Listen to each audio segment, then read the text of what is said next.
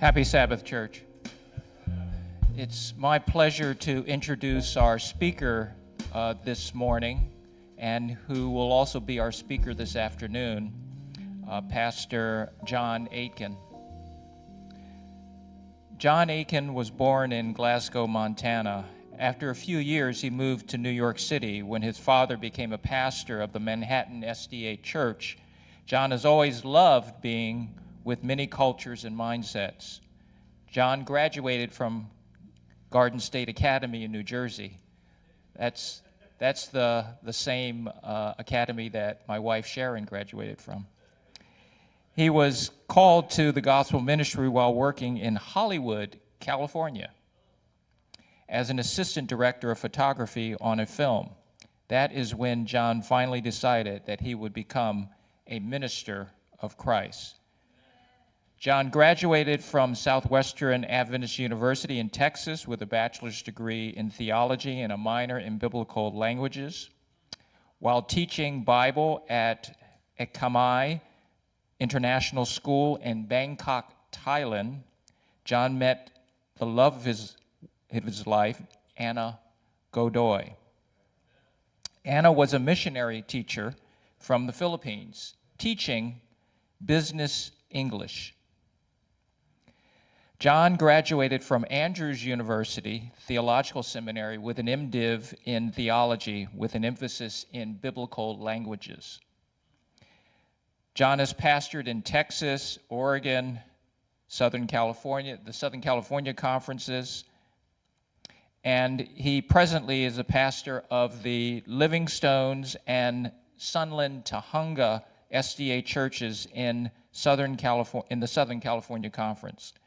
John is thankful to be a minister of Christ, leading over 14 churches during his ministry within the span of 28 years. During this time, Anna Aitken has given birth to their two sons, John Dean Aitken III and James Bernard Aitken. They presently reside in Covina, California. Anna Aitken is the third grade teacher at San Gabriel SDA Academy in San Gabriel, California.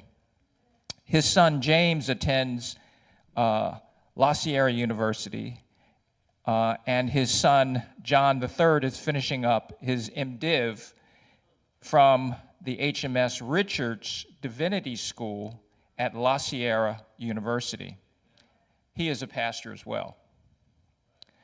Along with fun times with his family, leading, baptizing, pastoring, John Aitken also enjoys making the Bible come to life, whether preaching, teaching, using multimedia events like Earth Theater of the Universe, or curating his Museum of Bible Archaeology and Apocalyptic Metaphors.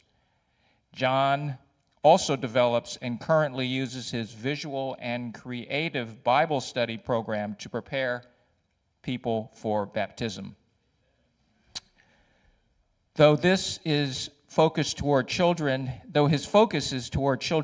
and young people, he enjoys using his template for all Bible studies.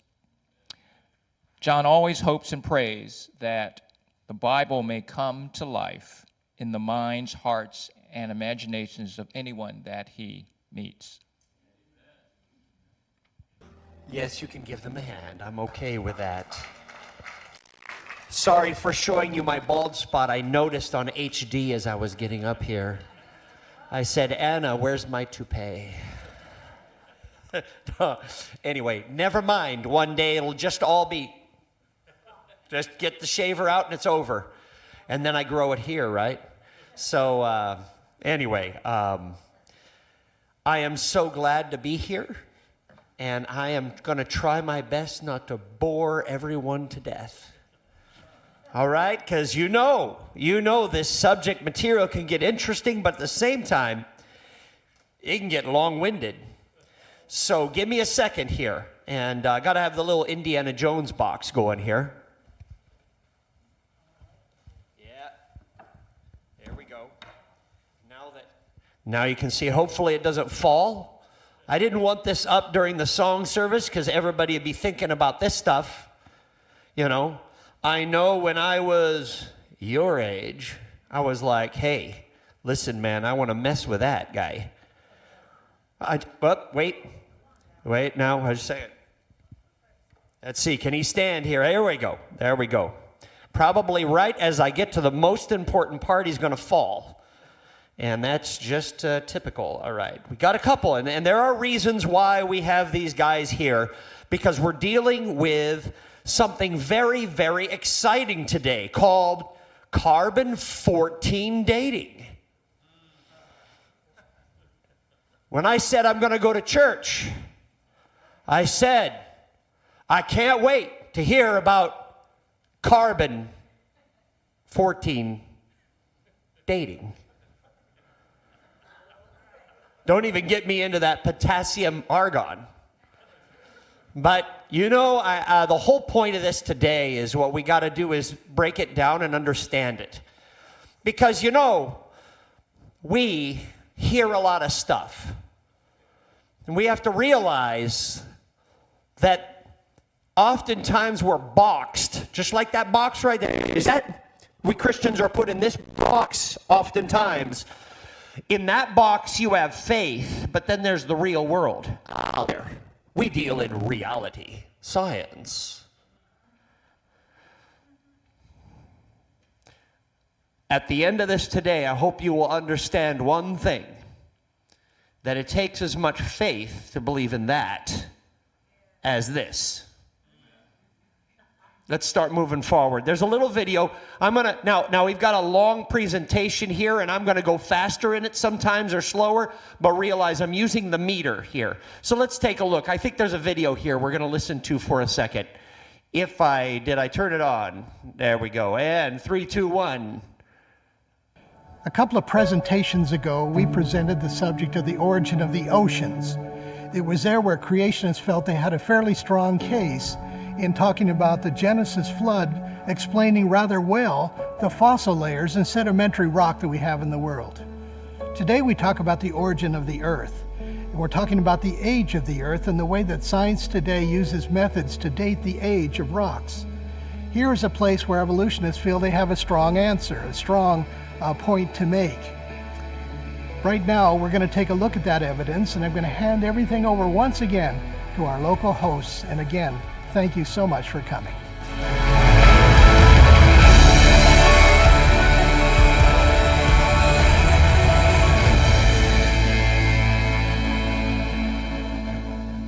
See there, when I saw the T-Rex come through there, I say I can bring my toys.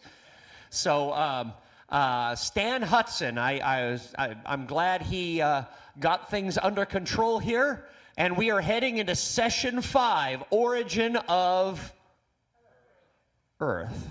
That's right. Okay. So I want you, there is something we have to understand. Earth and its origin is a part of the universe, and we'll talk about that at 2:30 today. But Earth, we've got our own ecosystem.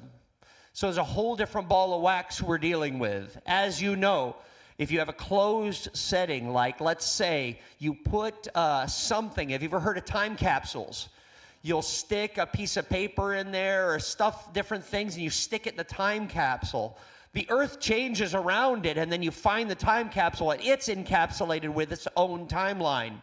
Even though it's the same timeline, I realize time doesn't change. Well, actually, Albert Einstein told us a couple things about time and discovered they were true. The time can change. We won't get into that right now, but energy is incredible. Anyway, let's continue on. So let's take a look at the first piece. I like our monkey here. He's looking really good.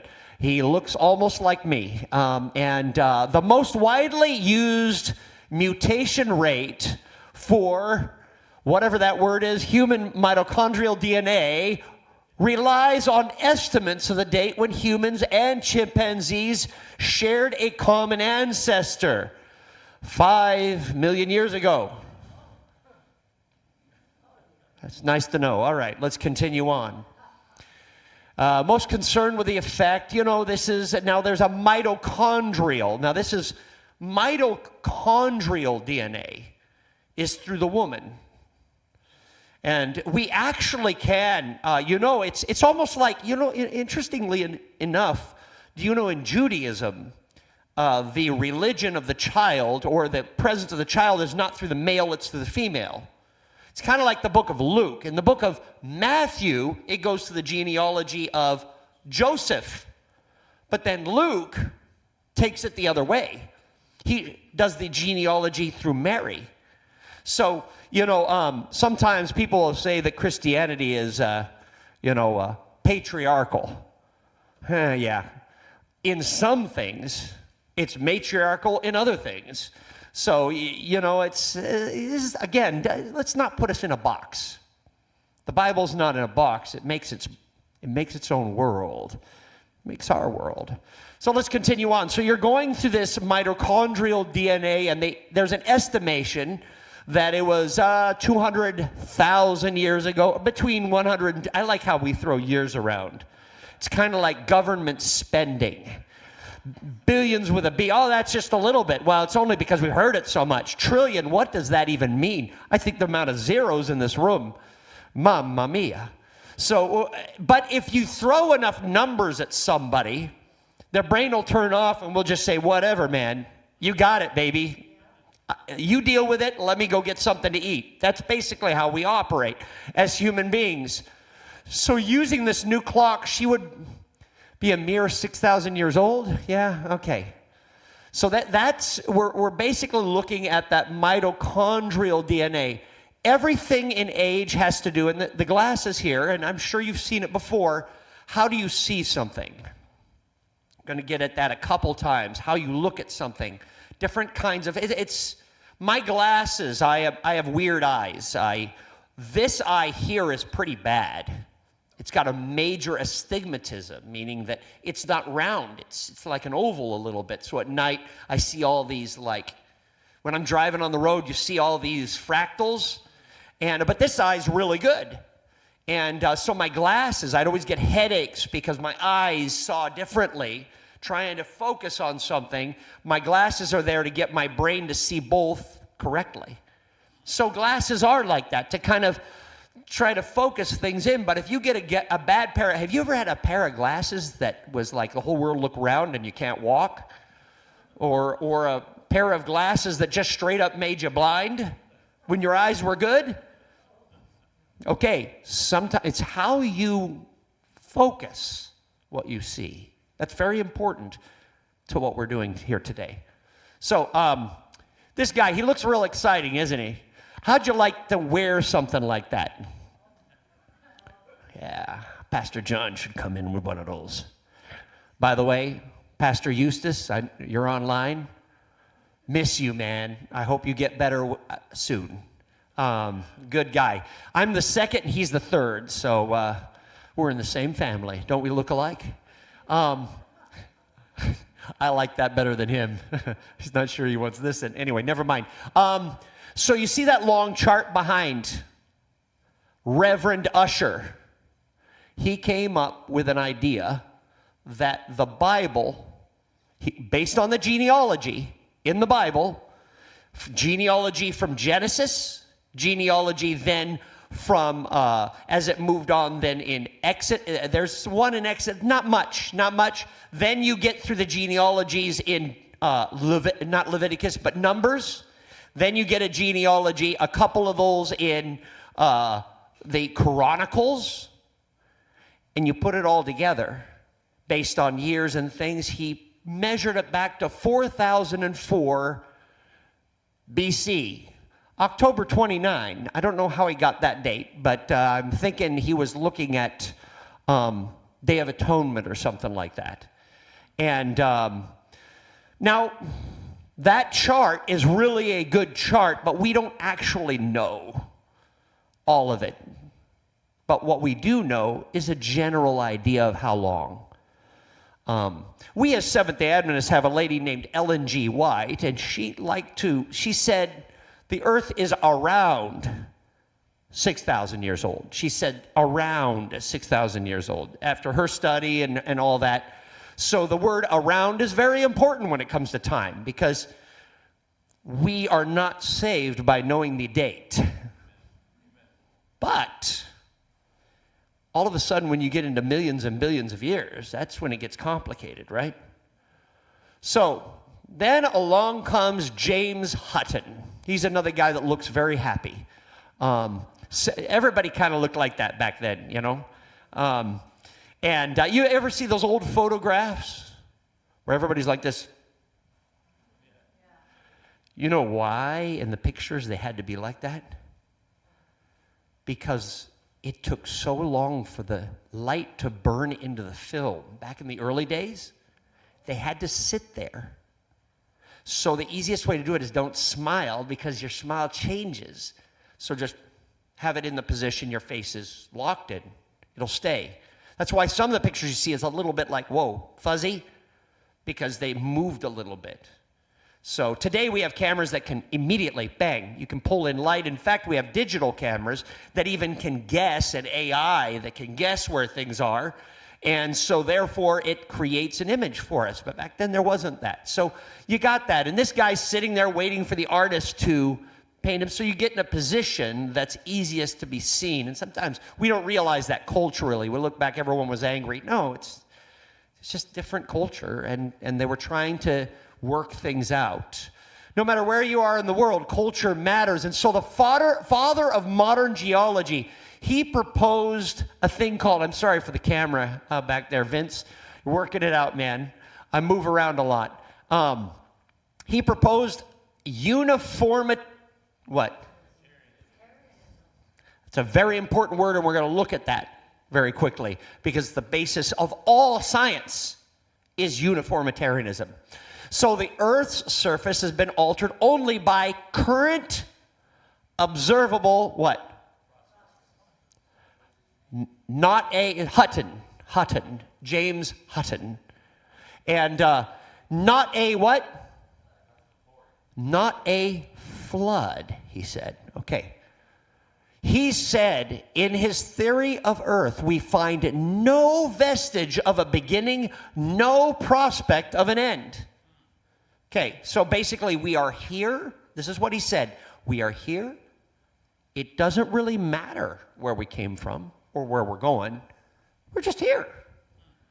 We're just here. And in fact, that belief system, even in the Bible, I believe it was in Corinthians, Paul refers to the Epicurean idea, which is today we're here, tomorrow we die. If Jesus wasn't raised again, nothing matters. We're just here. I am just a bubble. I am just a bubble in a 7-Up can. I come from the bottom, I rise to the top, and when I get to the top, I explode and goodbye.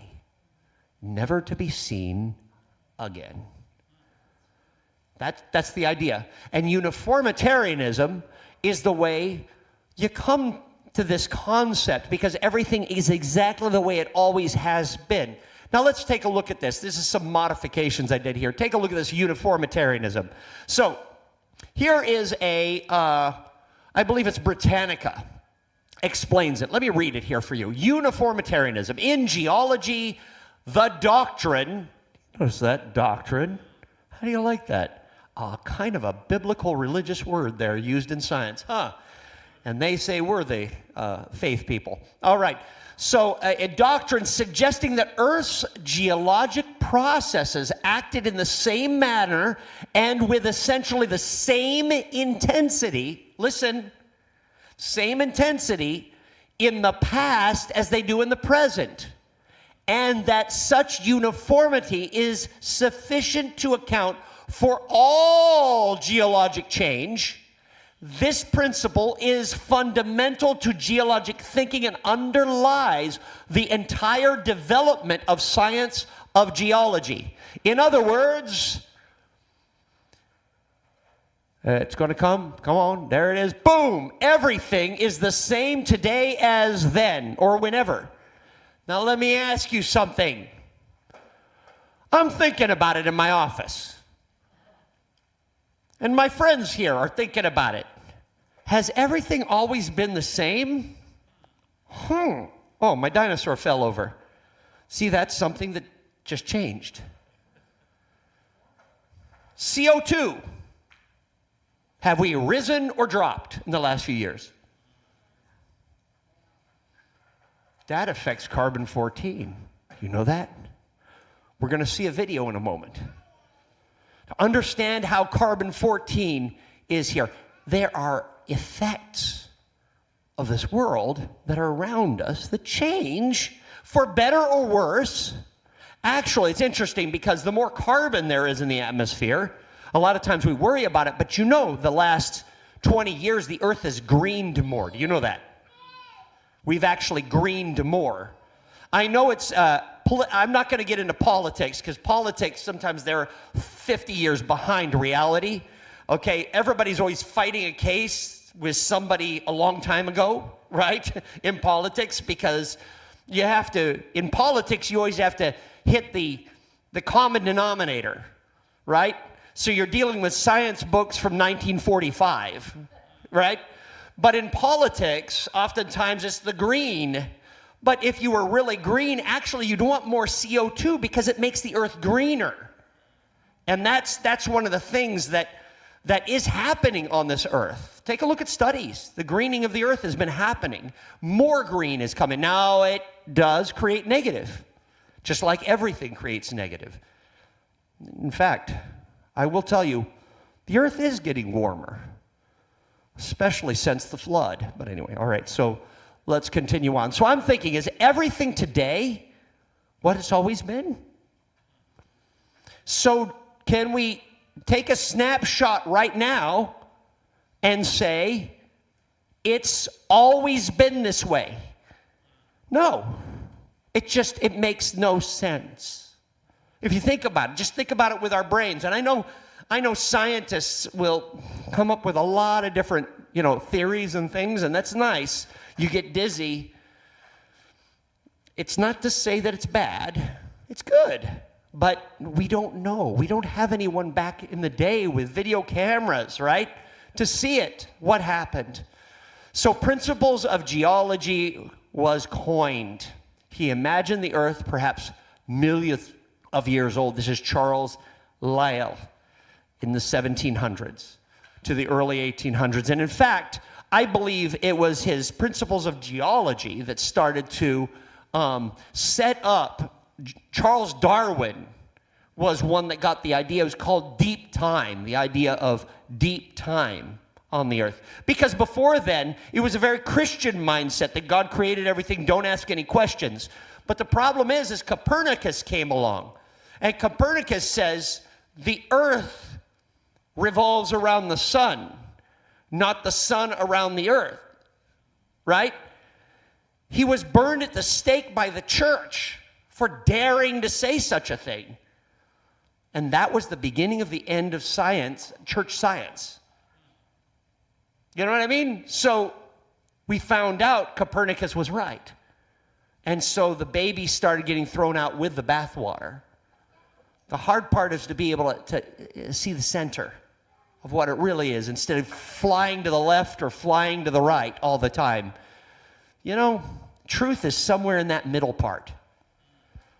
And I would say middle and up. All right, let's continue on. So I studied heat loss, estimated the age of the earth between 20 and 40,000 years. Okay.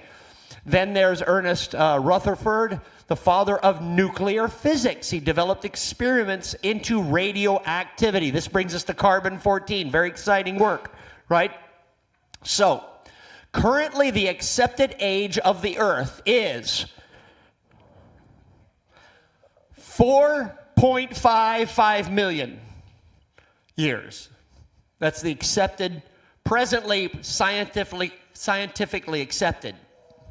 Now, known history that we have goes to, they say, about 10,000 BC.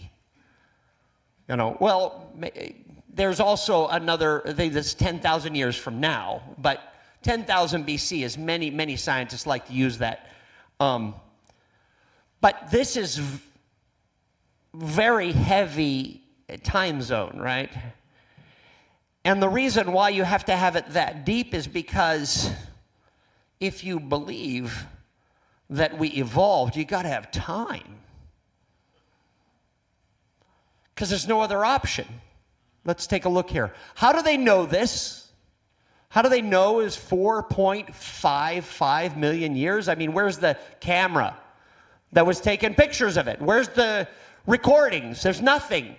So how is it that they use this Bible of theirs? What is their Bible?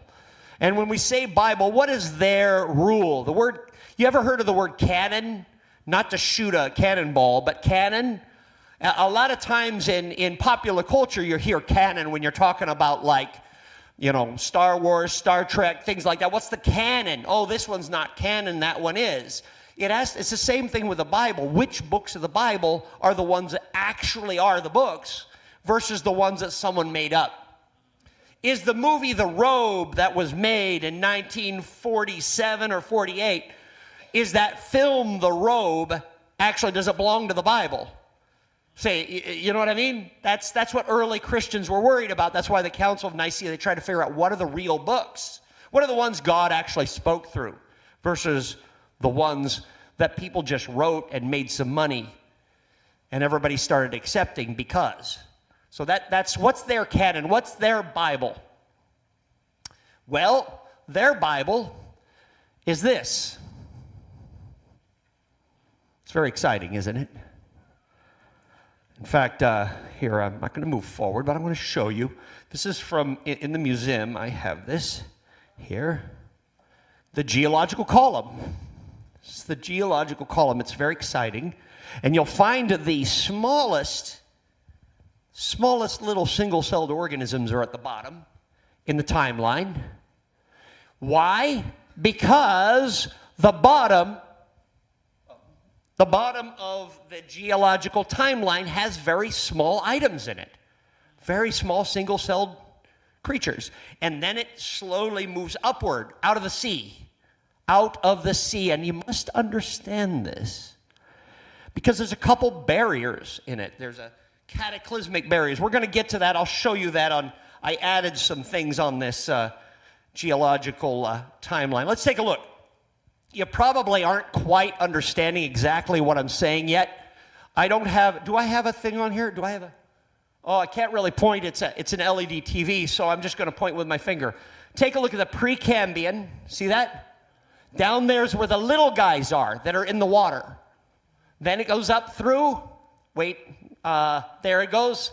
Then there's Cambrian, and you have all these different, Paleozoic era, it's called Paleozoic era or epoch.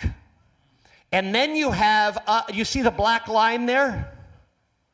In between, take a look at, there's this all there. You see a black line between the dinosaurs. See that? See the blue there with the dinosaurs on the side? Okay, under that part of Triassic is a black line. That's a barrier, meaning that there was a cataclysmic event in the middle of that, or something occurred. But notice that pretty much everything before the dinosaurs, if you look at this at the end, you can look at all this stuff.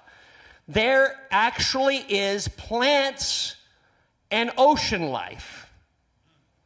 And then that cataclysm, and then it becomes land animals and dinosaurs and larger ocean life.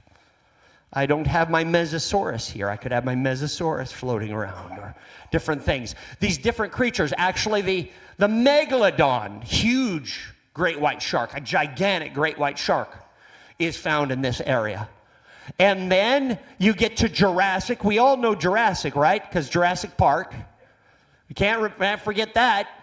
Even though it's interesting, the lady in Jurassic Park, I forgot her name, Laura Dern, the actress, says, wow, this is from the Cretaceous period. I'm like, oh, and it's Jurassic Park. Oh, my. They brought in something that was 1.5 million years or more separate, but they brought it. Why? Because you have to. You have to make sense out of it. There's only dinosaurs living on the earth at this time? Seriously, think about that. See, Earth is dynamic. Earth is dynamic. You can't have a food structure, a food chain without different creatures that are smaller. Like, a food chain. The bug, and then the other bug eats him, and then the other bug eats him, and then maybe a spider gets him, and then, you know what I mean? It goes up and up and up the food chain. And finally, in the Sahara, it's the lion that's the king of that food chain. But there was a time on earth where the king was that guy, the T-Rex. We have his footprint here. A smaller one, but we have a footprint here. And we're going to talk about that in a few moments. So, then comes something I added in here. Now, major extinction event, major extinction, and then dinosaur extinction. And notice it's at 50 million years. I don't know if you can see that far, but 50 million years. By the way, I want to let you know something that, just a side note. The reason why scientists say the dinosaurs were 50 million years ago is because someone came up with a great idea. Dr. Horner came up with an incredible idea that the dinosaurs evolved or turned into the birds. You've heard that before, right? Yeah, that dinosaurs became birds. Have you ever noticed that now art actually has dinosaurs with feathers? A lot. Only dinosaur you find with some feathers are Archaeopteryx, which is a four-winged bird, maybe. But the thing is we just guess it. Actually, there's flesh that's been found of these dinosaurs, and they don't have feathers. But they assume that somehow there was a cataclysmic event and it must have burned them off. I go, that's science for you. It's exciting. I can come up with anything I want. But you see, the idea that it became birds was a very important thing for them. And that's why they changed the timeline. Because it used to be dinosaurs were 100 million years old. But then they moved it up. Because they said birds didn't exist at 100 million. But they existed about 40 million years ago. Because in the geological column, it shows it. Now, when I say geological column, you remember that picture that was up there that had, and I'm going to show you another picture in a second. Let me get past one more thing. An addition here. A KT boundary. A KT boundary, the Cretaceous Tertiary boundary. That KT boundary is a mass extinction event that happened. Mass extinction, and that's why many people believe the dinosaurs died because of some kind of a meteorite. You think the Earth might have been hit by meteorites? We know it was. We can see it in Arizona, huge meteor hole. There's one in the Gulf of Mexico or Gulf of America, whatever you want to call it. There is a huge impact point, one of the lowest places on Earth, in there, in between the United States off the coast of Florida all the way through, and you have Cuba, you have Dominican Republic, and then you have Venezuela right on the other side. But this deep part, big hit that happened there. Other places on the earth, we can see gigantic big hits. Well, you know what? If you believe in a worldwide flood, the fountains of the deep breaking wide open, sometimes we think about a flood just being rain coming from above. Fountains of the deep are from below. And when a fountain comes from below, does it necessarily have to be water only? Maybe volcanic activity. In fact, Ellen White interestingly talks about that. That incredible cataclysm. I believe this earth was hit hard by asteroids at that moment.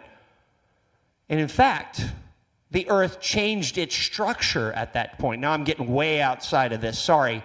But Pangea, I'm not going to get into that right here, but the whole idea the earth was together and now it's apart, you can see evidence of that. But it could happen a lot faster than a couple million years with a cataclysmic event, worldwide cataclysmic event. How do you get a date on rocks? Now is the question. You put a date in it. No one wrote the day of the rock in there, right? When you pick up a rock, usually you don't see a date. Well, you got to do carbon dating. So let's take a look here. 3 basic types of rocks. Of course, sedimentary. We have metaphoric. Metaphoric means that it changed, right? Marble, a lot of heat, turned one into another, like sand turned into glass, right? So you got sedentary, which is like it through time, it seized together, or through a cataclysm, it seized together and became a rock. But if you scrape on it, sand will come off of a sandstone or limestone. You go to Israel, limestone is everywhere. It's a volcanic area. And so you got that. And then the middle one is igneous. It comes from the word, the ignoramus. It's to not to be dumb, but not to listen. In other words, nothing could change it. It ignores everything. It's a rock that's tough, right? So you have to, you see, with carbon-14, you can only date one and, no, just one. You can just date one because, number one, you're dating the carbon of a creature that was living and breathing. A rock doesn't live and breathe. So you have to date that with potassium argon. So that's the only reason why I mentioned this. All right, let's continue on. So now we have assumptions in radiometric dating. Number 1, decay. Rates are constant. Remember, what was that long word I asked you to remember? You're with me. Am I going to put people to sleep or not, man? The kids, if you guys get bored, stand up, come over here. No, well, at the end, we got to have you take a look. But anyway, so uniformitarianism. The only way this works is if everything exactly stayed the same a million years ago to now. It's the only way it works. But if there were changes by one small degree, if there was less carbon in the atmosphere by 1 point, that means the Earth is a lot younger. And if it has a little bit more carbon in the atmosphere back then, by 1 point, that means the Earth is even more old. And what they did, what science does, is takes each individual layer of the geological column, measures it, makes a date, and then says, okay, so everything in this one is this age, everything in this one is this age, and then the ones that have no ability, like the ignoramus rocks, like them, you assume, because you got this date and that date, so you think it means it's this date, because you believe that time has just laid one layer upon another. Time has. But I want to ask you something. Now I'm getting out of the fulcrum of this, forgive me. What if that's layers of mud? That then a volcanic activity happened here, here, and there, and froze them because of the heat and pressure. What if, just what if, the smaller creatures can't run when the mud is becoming compacted? And then these guys can kind of get away until this point. And the smartest ones, we got horses up there at the top, and the early humans, at least they say early humans, can get away until finally they're captured in the mud. Now, just think about that. Sorry. Little sideline note there. But what if it's just like your backyard when it starts to rain? And first there's the little ones, and they're caught. Have you ever seen the worms in the rainstorm? They come out and they try to escape, and then they die out on the cement? Well, if there's no cement, they're going to die first because they can't get away. They don't have these long legs. They can't run. But the horse can. Horse can keep going until the horse gets caught. The human being, we're not the most strong of creatures, but we can ingenuity it. You know, we can figure things out. You get on the back of the horse and run. Or you get on the back of the T-Rex. I don't know. Anyway, never mind. Actually, Ellen White, it was interesting. Ellen White says that many people strap their children to large creatures with hopes their children would survive the flood. That was an interesting little statement there. But anyway, let's continue on. So initial ratios are known. Initial ratios. We're going to get to the ratio in a second. I'm sorry, it's a long one. Forgive me. Rock samples have been chemically and physically isolated in a closed system. So we have to know, number one, that the decay is completely constant.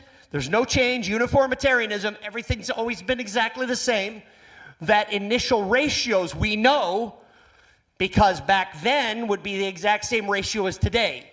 That was the assumption, okay? Sorry, I'm at church, but I remember someone on a whiteboard wrote assume. Okay, never mind. All right. It makes something out of you and me if we start assuming things, right? And men, you know what you're talking about when you assume things, right?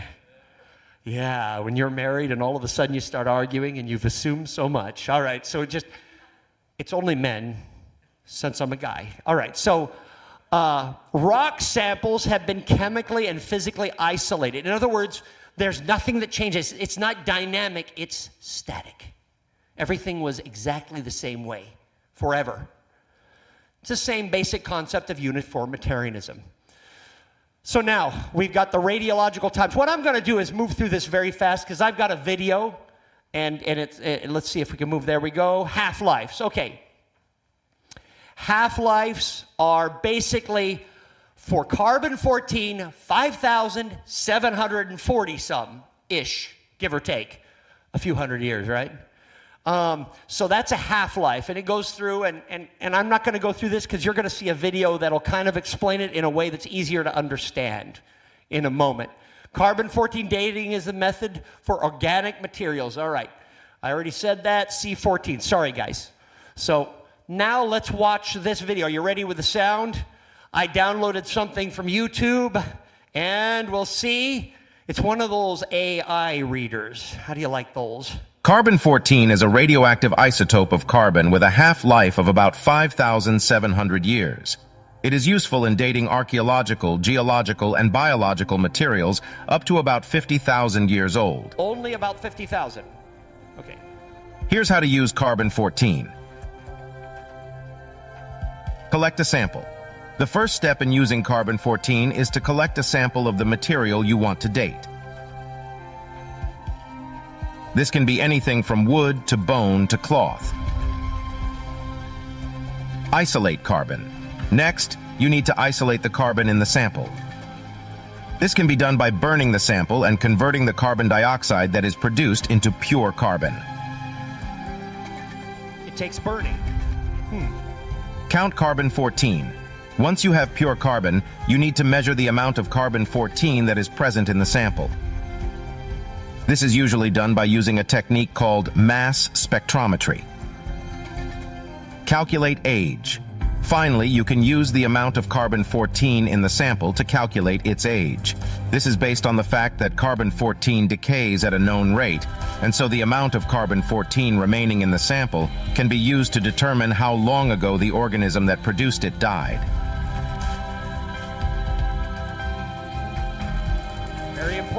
It's important to note that carbon-14 dating is not always precise, and that there are many factors that can affect the accuracy of the results.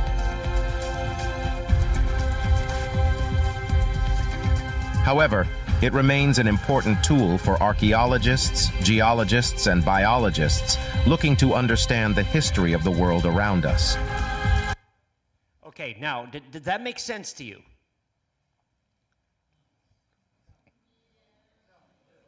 Okay, carbon-14 is produced because, and I took out, there was a whole a thing that was like a graphical thing, but the sun interacts with our atmosphere, creating carbon-14 in our atmosphere. We breathe it in. Everything we eat is inside. It is inside. We have carbon-14 that's inside our cells. So now when we die, if our body does not decompose, meaning if it's frozen in a state, kind of like this dinosaur bone here. This is a real dinosaur bone. This isn't one of these ones you find at the many museums, which are fakes and they have it behind. And I know some people get upset that we're handling these things. But this is a real, actually you can see the bone marrow inside if you look carefully. This is from a duck-billed dinosaur. My dad found this along with other ones. This is a part of this guy's body right there, right there. His shoulder and arm, and a little bit of a hip we have in my museum. And there is a museum that tried to finagle Dad to get rid of it, to sell it to them, and he said, no go. It made them very upset, but there we are. Now I have it, praise the Lord. But that animal did not decompose like normal. Usually when an animal dies, he gets eaten by other animals, right? So how come did it turn into stone? How did that happen, though? Because it wouldn't happen if it was just normal circumstance. It takes heat, pressure, and water. The stone around it has to become a part of it. While at the same time, there are little bits of the carbon-14 that come from the original animal. In all the cells, you can find and isolate those cells and break down and see the carbon-14. But remember, as we date it, it's thrown off by the principle of uniformitarianism. If carbon was less in the atmosphere as they were eating their trees, shrubs, whatever it was, then that means our dating system's a little off.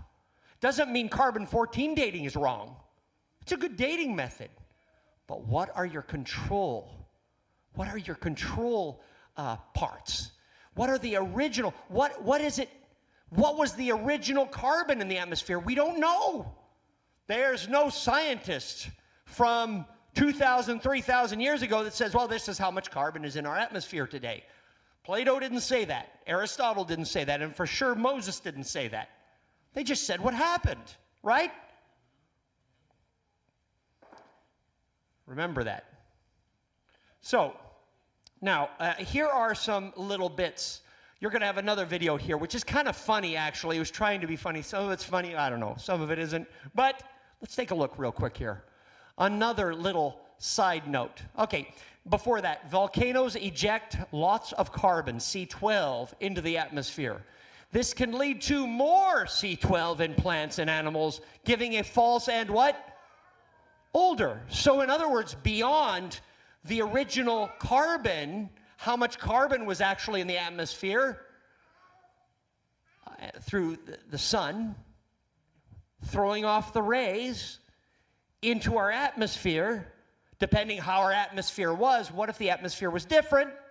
So at the same time, if volcanoes went off, that increases the carbon. We all know this because if you know our fires we had in LA, how'd you breathe afterwards or during it? Crescenta, I've got a picture, and it was like right there, the fires. We were blessed that no one that's a member of our church lost anything, but we have people we know from other churches and other friends and relatives that have lost. That fire, you could smell it. It was in our atmosphere, and it changes our entire atmosphere for a while until God's plan, the winds move it and pull it and all those different ways. But you know, we're going to find that our weather is going to be a little different here, as it is this year for a little bit, because of that soot in the atmosphere. We're all connected. Well, what if a worldwide flood happened? And what if there was a lot of volcanic activity and it creates something called a reverse greenhouse effect? You know what a greenhouse effect is? It's warmer. You get in the greenhouse, whoa, it's hot. It's hot. A lot of carbon in the atmosphere, right? Okay. Then reverse greenhouse effect, it's still a lot of carbon, but different kind of carbon. 12. Reverse greenhouse effect is what happens after a nuclear war.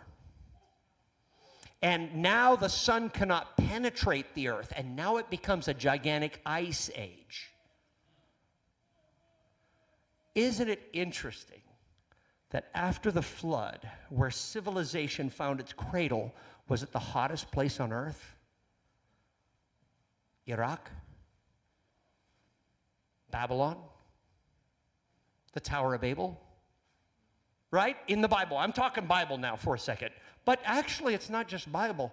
You go to any paleontologist, and they will tell you that the first parts, there's lots all around the earth, but really Mesopotamia was where the first development of language was set up, where a lot, and we believe, now as Christians, we believe that something happened to confuse languages and they pushed outward, going in their different groups, as opposed to evolution that says there was evolving of different species and we all became humans. Did we find a common ancestor? Don't know. Therefore, there can be many human races. But in the Bible, there's only one race, the human race. We may have different colors, different varieties, different backgrounds, different areas of the world we came from, but we're all one. Evolution, not so much. That's something they kind of hide from us. So anyway, because it actually affected the world. It affected the world very clearly in the early 1900s. There was that super racism that came from social Darwinism. But anyway, let's continue. So, volcanoes created all this carbon, reverse greenhouse effect. Now all this carbon is trapped in the atmosphere as there are fossils being created. Now, the troubles with radiocarbon dating methods are undeniably deep and serious. What time is it? Oh my goodness. I got to get moving. All right. So let me keep moving. All right. We've got the lava here. You know about the lava. I talked about it. Potassium argon. We're going to move right past potassium argon. It's the same thing. It just measures different items. Okay. So here's the geological column. Lava flows. We have the lava layers. See that? The lava layers that happen. It looks like there's 3 cataclysms. Well, if you've had a big event, you can have 3 cataclysms that are all connected. But it's rapid, as opposed to saying millions and millions of years. But I digress. Let's take a look at the dates real fast, and I got to move this along. All right. So, basalt. Okay, we're going to move. Sorry, I'm just moving along. This is something I want you to see, though, before you see these videos coming up. Here are some potassium argon dating irregularities. Very important. And I want you to take a look at this Mount St. Helens right here. See that? Mount St. Helens. I used to live in Oregon in a town called St. Helens. We every morning could wake up and look at that half of a mountain. In 1979, 1980, it exploded. And I have some ash in the museum.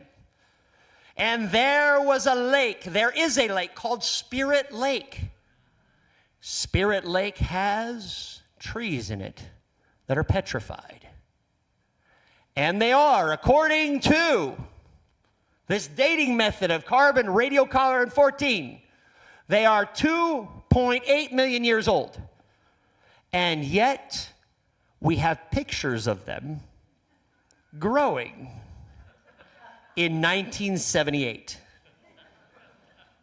How do you like that? And what we do in science is go, well, that's an anomaly. So instead we decide to just have, well, let's take a look at some other things. Here's a video here. Radiocarbon dating. All right, this is kind of fun. The premise is elegantly simple. While an organism is alive, it maintains an equilibrium between the C14 it absorbs and the C14 undergoing radioactive decay. When the organism dies, it ceases to take in carbon dioxide, while the C14 in its tissues continues to decay at a known rate, with a half-life of approximately 5,730 years. Although this method is primarily optimized for dating organisms up to 50,000 years old, it is widely used to determine the ages of artifacts much closer to our historical timeline, say, within the last 2,000 to 3,000 years. Here's where the complications arise. As we'll illustrate, carbon dating routinely provides dates with a margin of error ranging from 1 to 2,000 years, That's a big making margin of specimens error. appear far older or even dating them to the distant future. Did you live The in issues with this dating method 2025 became or apparent from its very inception. 3025? In 1946, Willard Frank Libby, credited with its creation, published results that revolutionized the dating of ancient artifacts, earning him the Nobel Prize. However, Libby was not a historian and placed unwavering trust in the widely Watch accepted this. chronology crafted in the Middle Ages, despite this narrative being highly disputed throughout history. Okay, I want you to take a look at what he said. Check it out. One of his initial tests analyzed the Egyptian collection of J.H. Breasted, believed to date back to the 5th dynasty, around 2500 BC, and yielded carbon dates in the 1500 to 1600s AD. Libby, firmly convinced of his method's precision, declared these disputed objects as forgeries. Did you notice that? He immediately declared all the artifacts that were collected from Egypt, they're forgeries. The poor guy that went there and got the items, forget you, we find out later actually they're true. But everyone, isn't that funny how it is with politics? Everyone forgets what happened 5 minutes ago because something happened 2 seconds ago. Right? Even in our board meetings, we experience that, don't we? Someone says something very clear, and then we have to, at the end, just wait. Like you said, Gail, you got to just wait to the end, right? And then you say what you're going to say, because people, sometimes we have short attention spans. Let's take a look here. In issue number 225 of Nature magazine, dated the 7th of March 1970, the results of analyzing the C14 content of mortar from an English castle, known to have been built 738 years ago, produced a radiocarbon date of 7,370 years. An error of 6,500 years. The Antarctic Journal of the United States, published in 1971, reported radiocarbon analysis of freshly shot seals that inaccurately indicated an age of 1,300 years. Even seals mummified just 30 years prior were dated as 4,600 years old, with an astonishing error of 4,570 years. In 1984, the Technology and Science magazine published results from 2 symposiums in Edinburgh and Stockholm. In Stockholm, scientists highlighted that the radiocarbon method seemed to produce significant distortions when applied to ancient Egyptian history, particularly events preceding our time by 4,000 years. In 1989, the British Science and Technology Council analysed the precision of the radiocarbon method in the 8th issue of New Scientist magazine. 38 laboratories worldwide participated in the research. They received specimens of wood, turf, and carbonate salts with known ages only to the organisers, not to the analysts. Listen carefully. Shockingly, only 7 of the 38 laboratories reported somewhat accurate results. The rest were significantly off, by factors of 2 or 3 times or even more. Why might radiocarbon dating be inaccurate for objects believed to have originated within 2,000 to 3,000 years of the accepted historical timeline? One issue concerns cosmic factors, such as solar activity, cosmic rays, and even human activities like industrial emissions Or and maybe nuclear bomb a testing. flood. These They don't want to factors say have flood, do altered they? atmospheric C14 levels over time. While scientists have introduced corrections to account for these changes, volcanic emissions throughout history and prehistory can have similar effects, and it remains uncertain how these are factored. Now, this is very important.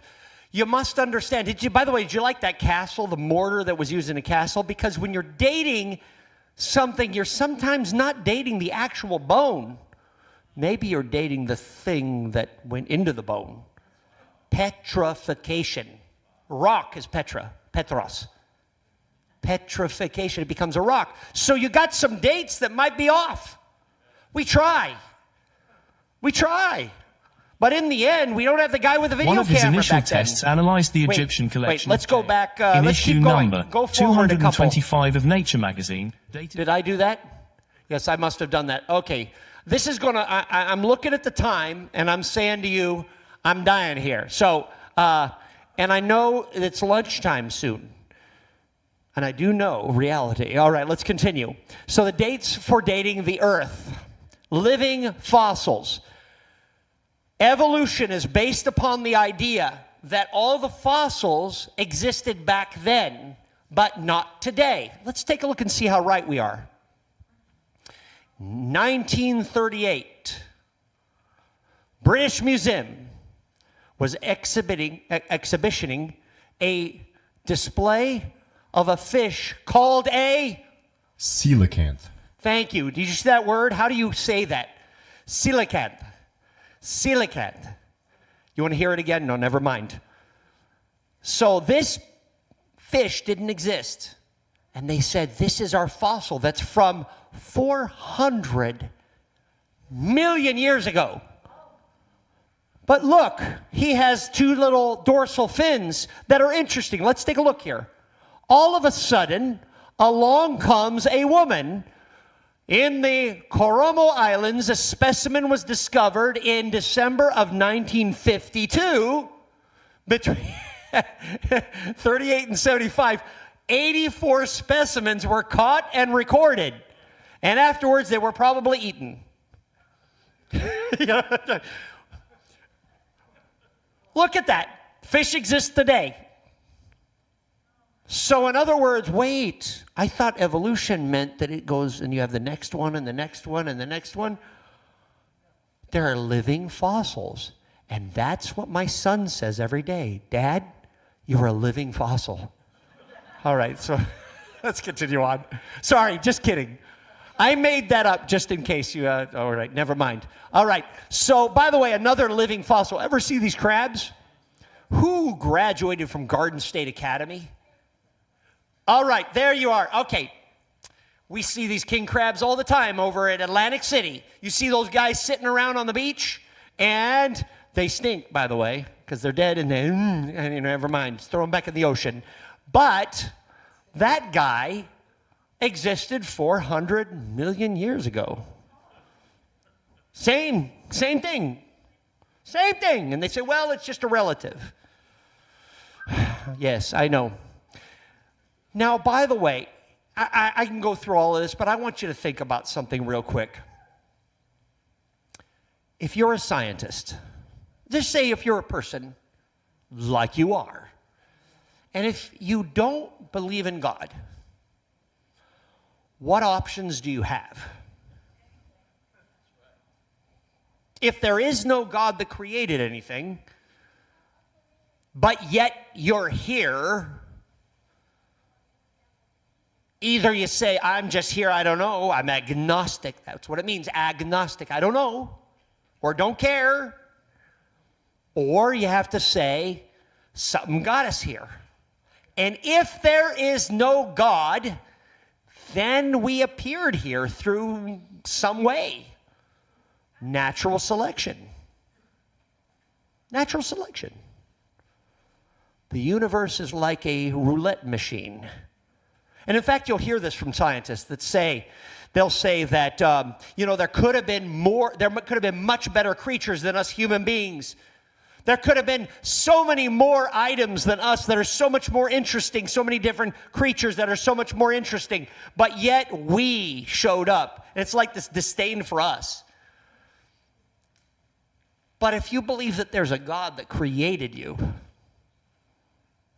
He made you in His image and His likeness, then how can we disdain unless we disdain the God? You know what I mean? If you love God, how can you hate people? I mean, you can not like people, because some people, frankly, some people I love, but I don't like to be around. I say, you're good over there. And I love you, but I especially love you when you're over there. You know what I mean? We human beings are like that. Then as we get to know each other, we start to get better, and we start to allowances for that other person. Well, they experienced this. Well, they're in that culture. So this is how they grew, right? That's when we start to say, okay, I can deal with you. I may not like you a lot, but I love you. As a human being, if we're created in the image of God, we can do that. But if we just evolved, then who are you and me? And who says we should not just get rid of somebody we don't like? After all, if I'm the stronger one, survival of the fittest, right? But the very same ones that believe in that then tell us all about this loving other people thing. I'm like, where'd you get that from? I love other people because Jesus loved me. And I know that this is my brother and my sister. But if I just evolved, then it's scrapping world. Climb to the top. But we know that joy doesn't come from that. We know that life, as we step away from sin in our lives, we have more peace and hope in the world and for others. Okay, sorry. This, by the way, was showing how plants are exactly the same as they were before, and I've got a piece of that here. We've got ferns that you can find today all around Oregon, and yet it's in shale over from Pennsylvania. So you can read about that afterwards. All right, let's continue on. So, dating issues for the earth. All right, let's see. Rock. Unconformity, I'm going to move through this fast. There's the KT barrier, unconformity, it's not conforming. There are pieces. Do you know this geological column? There is not one. That geological column is what tells you how old the earth is, right? Supposedly. But yet you cannot find one place on planet Earth where an entire geological column is there. You have to fit them in together, and you guess this layer locks in with that one. And in fact, you can see that. This is in China. Geological column actually turns sideways. How is it that there are layers going this way? Well, they say, well, there was a cataclysmic event that turned it that way. I said, exactly. You got it. It's called the flood. All right, let's continue on. All right, issues for dating the earth. We're getting close. Miracles of preservation. Yes, we've got, in 2005, scientists studied that the inside of a T-Rex bone, proteins have been found. Yes. And those dates don't agree. Let's continue on. Also, we've got scientists who studied inside the T-Rex. Some bone proteins have been found in Triceratops and a what? It's this guy. This guy that was found, along with his relatives, her relatives. This is a female. She was caring for her babies in a cataclysmic event. She was huddled and covering her nest, blocking, and she was frozen in time, along with the babies. These dinosaurs were not reptiles. They were mammals. They cared for their young. This guy says that duckbill says it's much earlier. Absolutely. Much younger than millions of years old. Then there's Archaeopteryx. Okay, we're going to go through whatever. All right, a natural gas pipe. He's going to give a bunch of things that are like modern day. Natural gas pipe. That's coal, right? Purification. Okay, you create natural gas from the shale. And these materials, in a short time, are carbon dated, and all of a sudden, they're millions of years old. Okay, the same thing as the mortar in that castle, remember? So it's your basic concept here. We're getting near the end here, so I don't know, a stalagmite or stalactite, whichever one it is. These things that form over time, you date them and find out they're much older, just like that St. Helens tree, right? You know, I'm old, but I'm not that old. All right. So, and the visitors, oh, this is funny. This is a funny one. The visitor's sign above the entrance of Carlsbad Caverns said, it was at least 26 million years that this was formed. And then they had to change it after looking at it. Then in 1988, the sign was changed to 7 to 10 million years old. Then in a little while, it read 2 million years old. And now they just removed the sign. All right.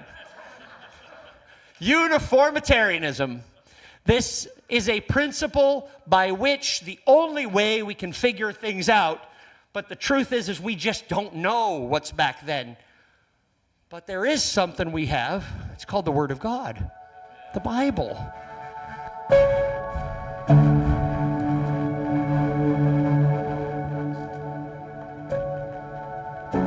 One of the greatest questions in the subject of origins has to do with how old life is on planet Earth.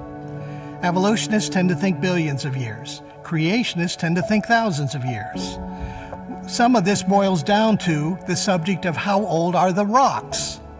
Now, when we date igneous rocks like lava here at the Kilauea volcano on the island of Hawaii, we find out that there's potassium, a metalloid, and argon, a gas. And how long it takes for potassium to break down in argon is a way of determining how old the lava is. So let's take a look now at these methods of dating and take a look and see how reliable they might be.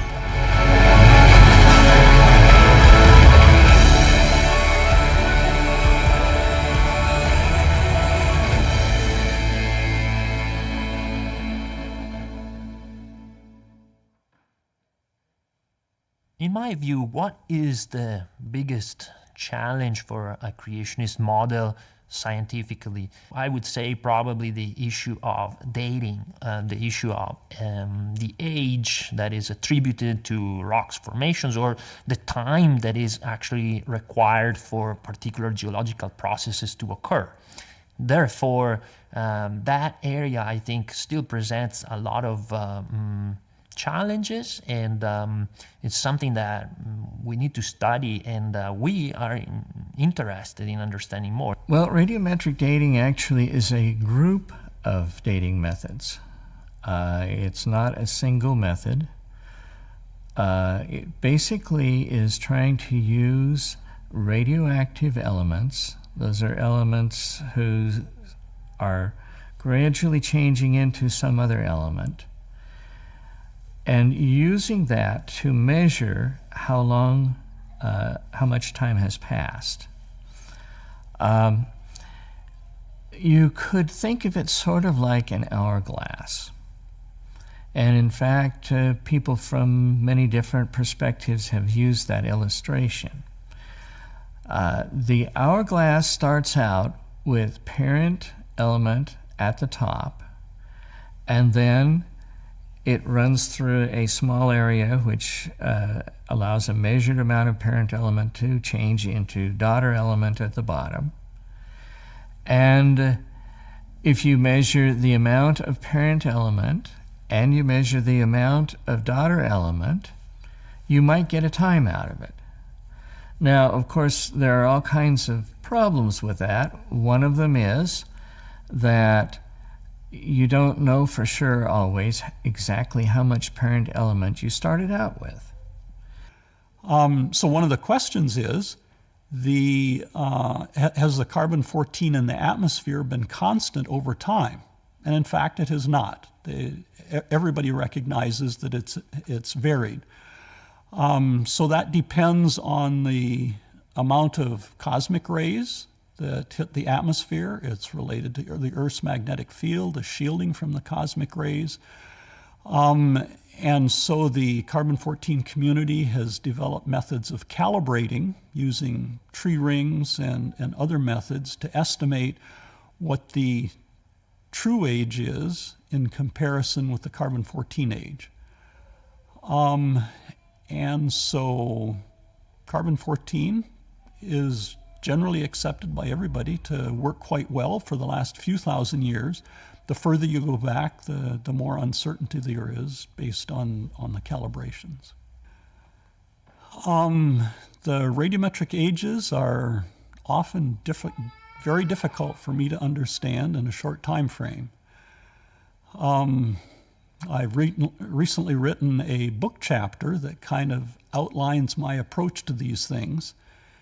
And as I work with these ages, as a person who believes in the Bible, I've kind of summarized the way I deal with it under 6 points.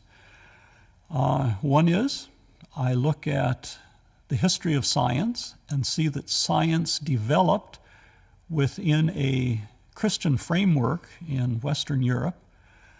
And the first scientists, the fathers of science, were Bible-believing Christians. So I believe that it's possible to see God as creator and do good science as I look at his creation in the context of the founding fathers of science. Second, I look at what the big issue is. For me, the big issue is that God is a good and a powerful God. And like Charles Darwin, I have a problem seeing that this good God would specifically create the evil I see in the world and in nature.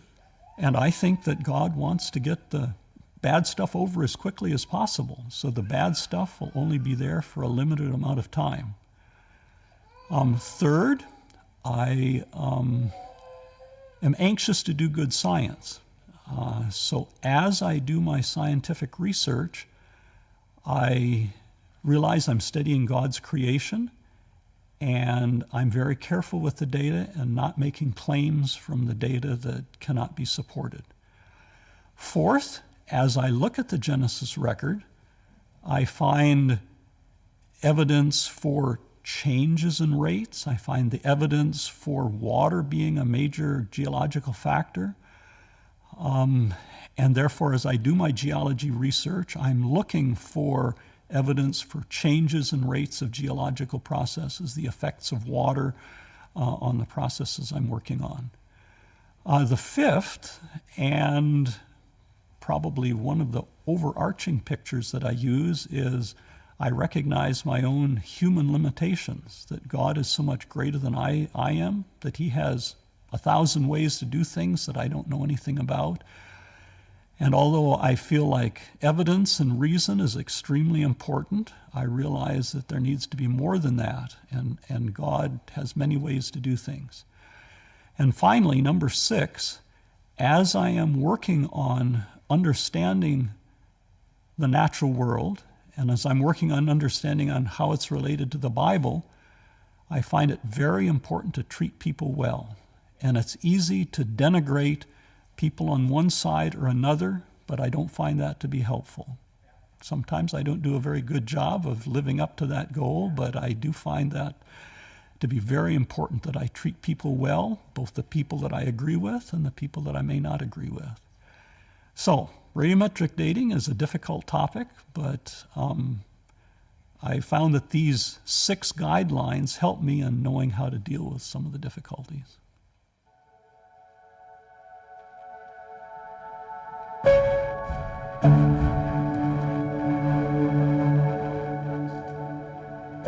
So what these rocks are doing is what all igneous rocks are doing. In fact, we might say all of creation in a way, as we are all seeing movement toward decay. Rocks are decaying. And why is that? If you have an old Geiger counter, you can pick up the ticks, the radioactivity of some kinds of rocks. Those rocks are decaying. That's why you get those clicks. So what is it about our creation that is decaying? Why is it going apart, falling apart? Let's take a look in the Bible and see if we can find answers for the origins of decay.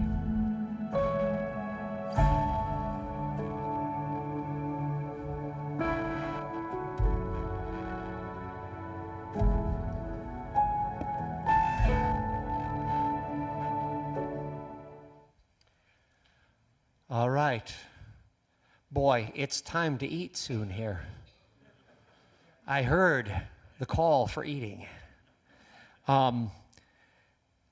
We're going to try to finish up quick here. I apologize. When he was going through the numbers, I started saying, wait a minute. Well, the book of beginnings has a chronology. We're going to take a look at it real quick. The earth was void and without form. And we have that there. We can see underneath how things were lava flows. This is the flood. I'm just going to go through this very quickly. The earth was void and without form, and we got tohu wavohu. I'm not going to get into that, but that's the Hebrew, tohu wavohu. It says, the Spirit of God moved upon the face of the waters. And by the way, if there's no sun, the waters are ice. But there is liquid flowing, lava. Our earth is energy underneath our feet. On the inside, tohu wavohu. But on day one comes the heavens, meaning, now here's where sometimes creation scientists will disagree with me, but I believe when God said, let there be light, boom, the sun was lit. Now I know we'll talk about the fourth day for a second, but we'll deal with this in the second term, second part of this. But we believe between God created the heavens and the earth was void and without form, we as Seventh-day Adventists believe that there was a fall of Lucifer in heaven in between that time. And in fact, we as Seventh-day Adventists actually believe that there are other created beings outside of earth, but did not fall. So millions of years isn't a problem, but life on this earth, that's the question. Indigenous life on this earth. So let's continue on. Heavens and earth. Then the second day separates the waters from the waters, and that's what happens to ice when heat is introduced. It melts. The oxygen's broken out of the ice. The waters go down and the waters go up. When you look in the sky, why is it blue? There's water up there. Today, we have, right now, humidity is in the atmosphere a lot with all this rain. Sometimes your towel, you touch it, all day long it's still wet. Why? Water in the air. Water, nitrogen also. Then on the third day, as the water recedes, you got dry land that comes. And we believe, as Christians believing the Bible, that God said, each one, boom, boom, the land appears as the water drops down and the atmosphere goes up. See, it is scientific, but it's based on the Word of God. Then comes the plants that start to grow, and I'm not saying it's over 100 years even. It can be one day, because exponential. God can do that. We believe, at least. Then comes the day 4. Now that the atmosphere is up there, now that plants are down here, the biosphere is ready for life. There's one other thing that's needed for life. Time. Time. God's timeless. To God, one day is like 1,000 years, and 1,000 years one day, right? So, but to us, how do you go to school on Monday if every day's Monday? Right? Everyone's tripping. I'm sorry. I know it's very weird to think like that, but you look up in the sky and the sun is mentioned. It doesn't say that he created it. It didn't say the word bara. He says he made them. He made the greater light to rule the day. Made, it's the word asah, it means to assign. He assigned the sun to rule the day. And in fact, he doesn't even say the sun, he says the greater light to rule the day. But we know what the greater light is.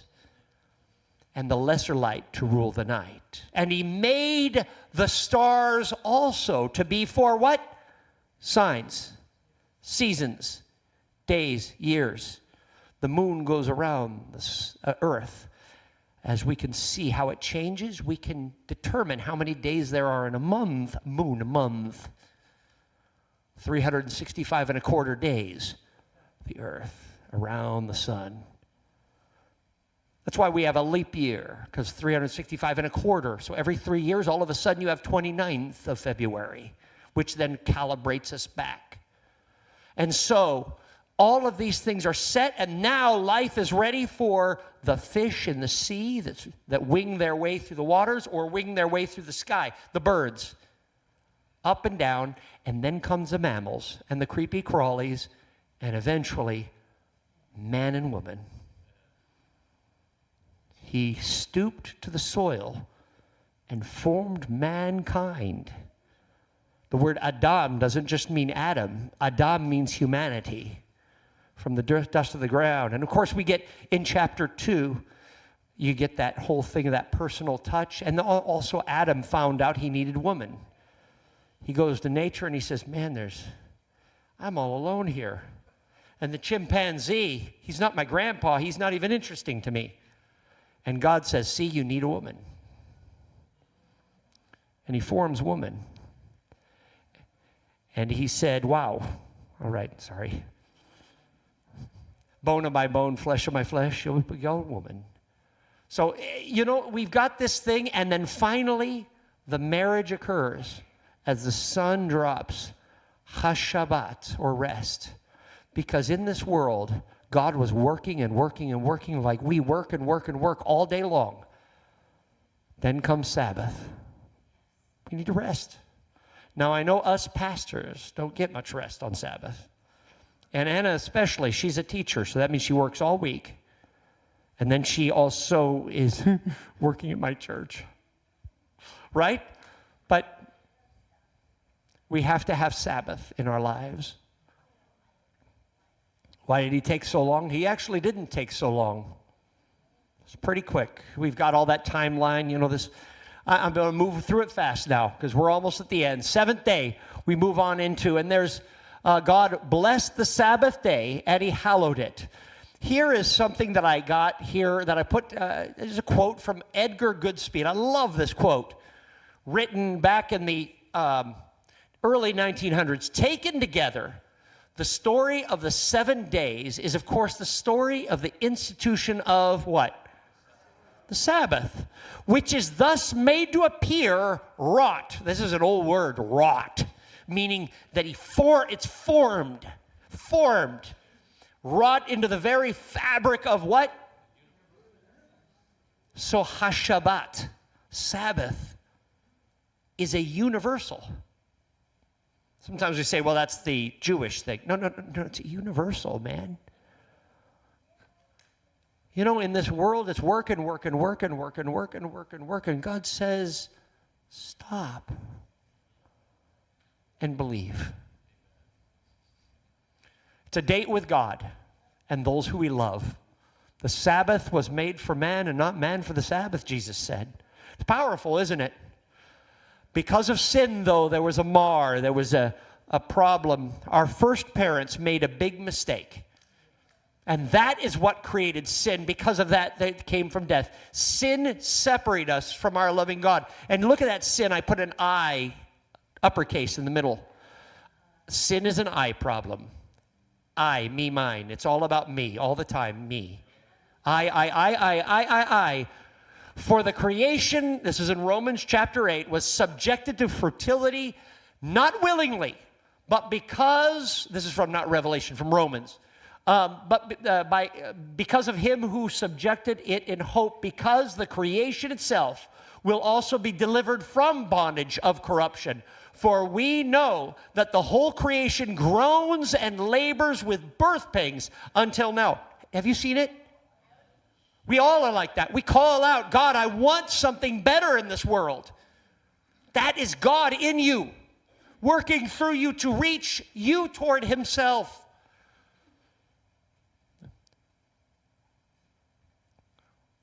Okay, yes, we got all these things. Forgive me. Therefore, just as sin entered the world through one, and death through sin, death came to all people. We are goners because of sin. But I have good news for you. If we confess our sins, he's faithful and just to forgive us our sins and purify us from all unrighteousness. But now that you have been set free from sin and have become slaves of God, how do you like that? If you're a slave to someone who loves you, your God, then you're not a slave. You're a child. That was in Leviticus. Actually, take the ear and put it and say, I'm going to be now a family member of this person. Become a family member of God.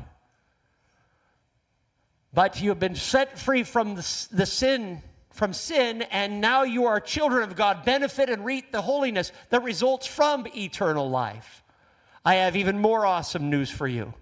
The wages of sin is death, but the gift of God, what?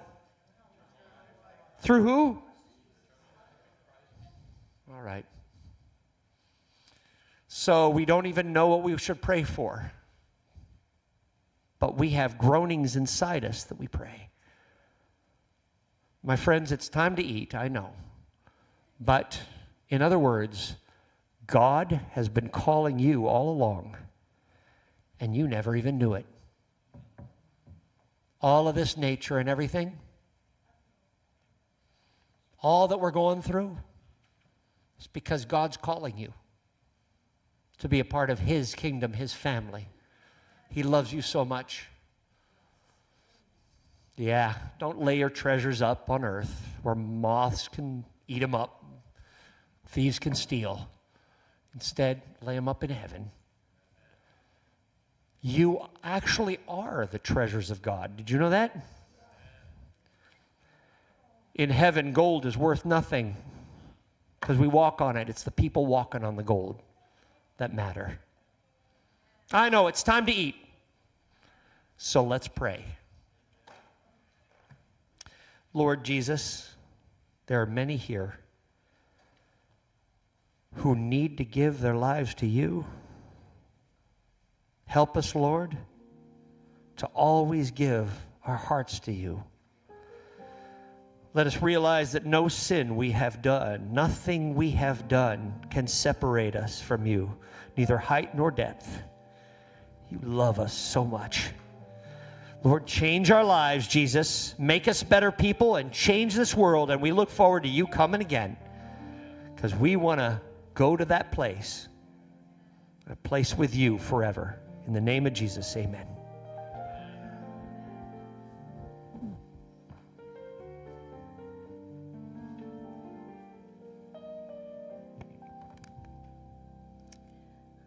Well, thank you, Pastor John Aitken, for that lively, thoughtfully done presentation that, probably because I had the kids with me, I couldn't follow it all the way through. But here's what I took away from the message. And I hope that you all had your own little nuggets that you were able to take away from it as well, too. Loving God as our Creator and our Lord is not disconnected from our relationship with each other. Creation, and when they asked Jesus in the Gospel of Matthew, and he responded to them, he said, "This is the greatest commandment, to love God and to love your neighbor." When you understand that God is the one who has created us, and we might not understand all the mysteries of this world, but when we have faith in God and we understand who is our Creator, it puts us in a place to look at each other as our equals and to love each other and to see that we are all created in God's image. And so creation, the Sabbath, and loving each other is not three disconnected entities, but it is actually one complete thought that God has revealed through time and through Scripture. So thank you. With that, I'm going to invite Josh up to make one quick